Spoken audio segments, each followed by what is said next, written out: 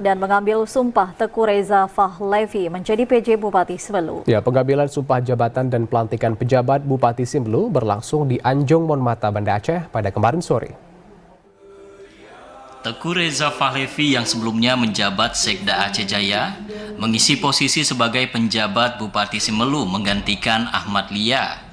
Prosesi pelantikan diawali dengan pengucapan sumpah jabatan yang dipandu oleh PJ Gubernur Aceh dan dilanjutkan penandatanganan berita acara, pengucapan sumpah jabatan, pemasangan tanda pangkat, penyematan tanda jabatan, dan penyerahan SK Mendagri.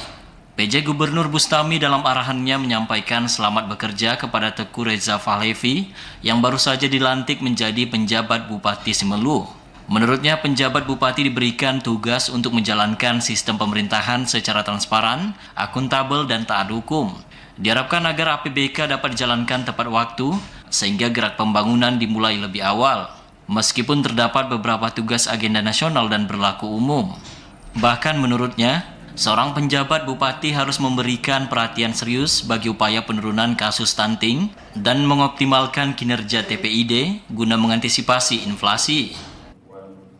Sebagai figur yang berpengalaman di pemerintahan, saudara diharapkan dapat menunjukkan leadership yang baik dalam memimpin birokrasi. Saudara harus mampu mengoptimalkan berbagai potensi daerah yang ada, sehingga dapat memberikan daya ungkit bagi kesejahteraan rakyat. Menghadapi Pilkada 2024 yang akan datang, Bustami mengharapkan motivasi PJ Bupati agar proses tahapan pemilu dan Pilkada di Simelu berjalan lancar, sehingga pesta demokrasi dapat berjalan secara jujur, adil, aman, damai, dan demokratis. Dari Banda Aceh, Fajariana, TVRI melaporkan.